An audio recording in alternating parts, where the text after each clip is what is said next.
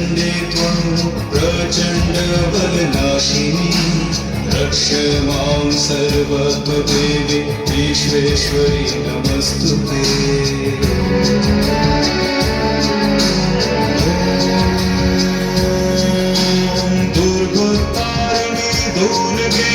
सर्वाशुभविनाशिनी धर्मार्थमोक्षदे देवी नित्यं मे वरदा भव।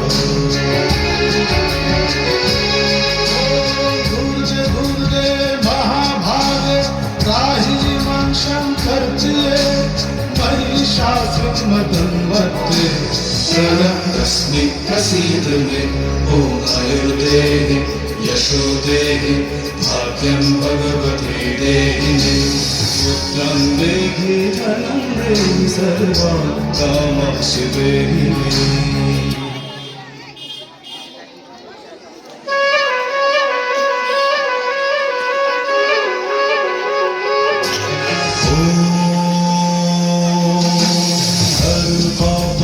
हर क्लेशं हर शोकं हराशुभं हर रोगं हर शोकं हर देवी हर प्रिये।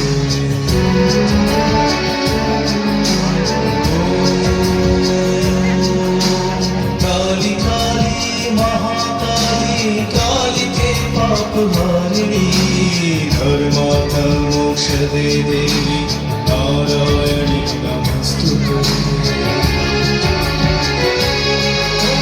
संग्रामे विजयं देहि धनं देहि सदा जिहे धर्म कामार्थ संपत्ति देहि देवी नमस्तुते।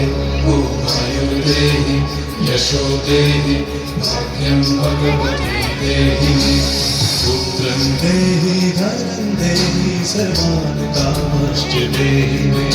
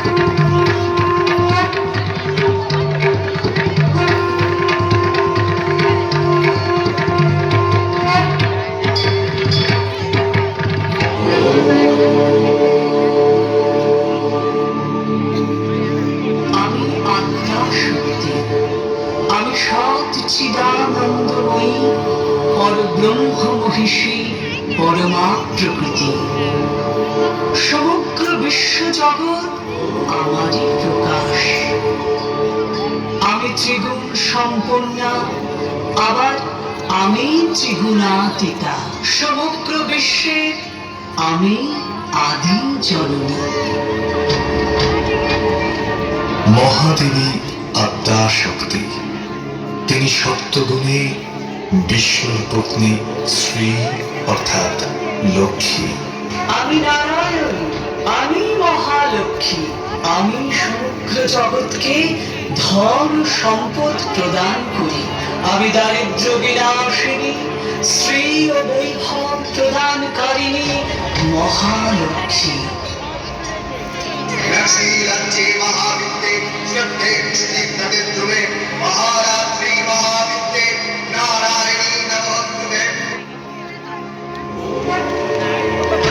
রজগুণে ব্রহ্মার গৃহিণী বাগীশ্বরী সরস্বতী।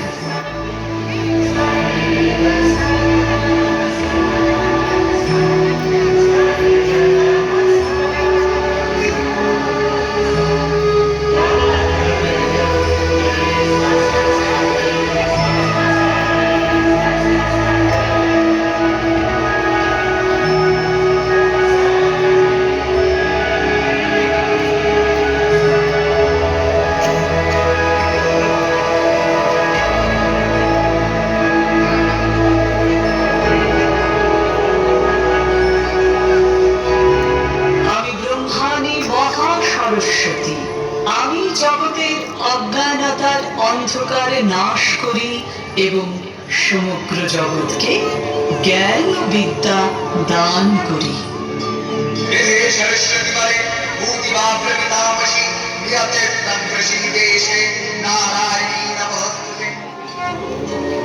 তমগুণে শিবের উপনেতা পার্বতী, তিনি আবার রুদ্রাণী দুর্গা। এই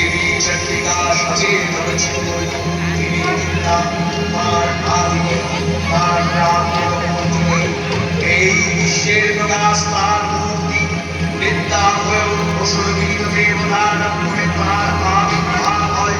দেবীর শাশ্বত হয় বাণী। नित्यं यदा यदा बाधा दानवत्र भविष्यति तदा तदा वदुर्यां करिष्यामि संशयम्। আমি দেবী যোগমায়া, সমস্ত জগৎ আমার মায়ায় আছে। আমি হরিনেত্র নিবাসিনী নিরুপমা ভগবতী। আমি যোগনেত্রা। আমি মধুকৈটব পথের সময় বিষ্ণু শক্তি।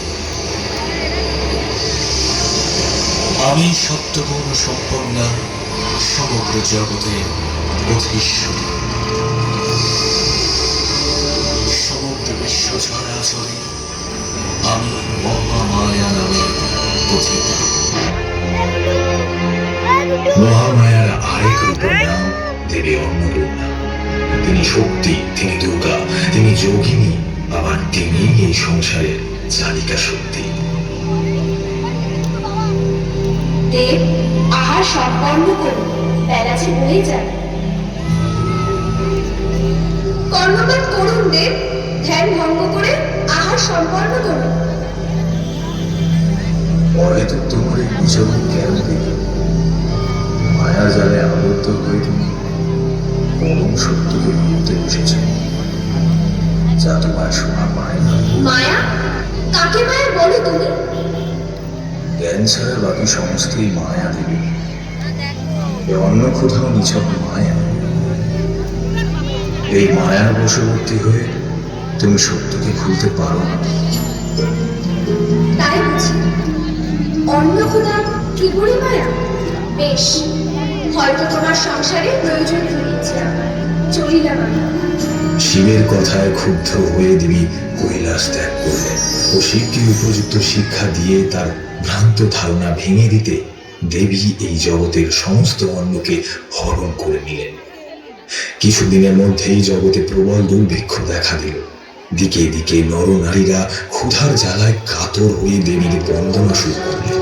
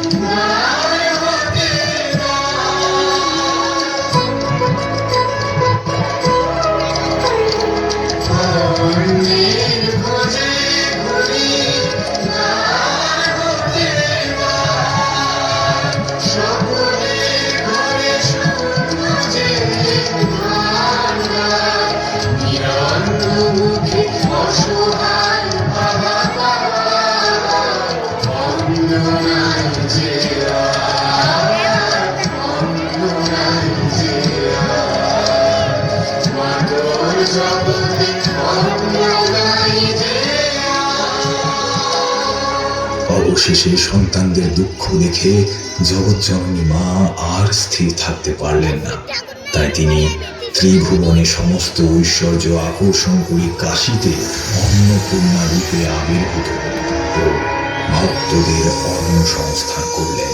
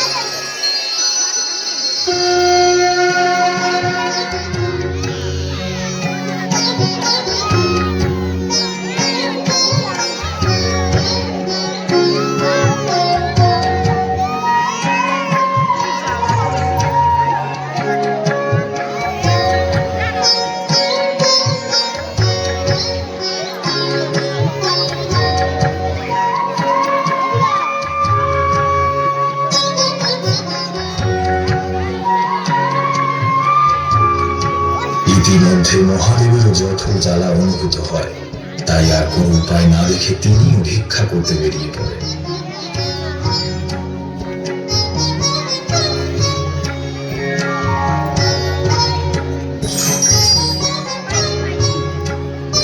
তারপর দেবী অন্নপূর্ণার অন্নদানের সংবাদ পেয়ে তিনি কাশী পৌঁছন ও ভিক্ষার থালা হাতে দেবীর সামনে দাঁড়ান।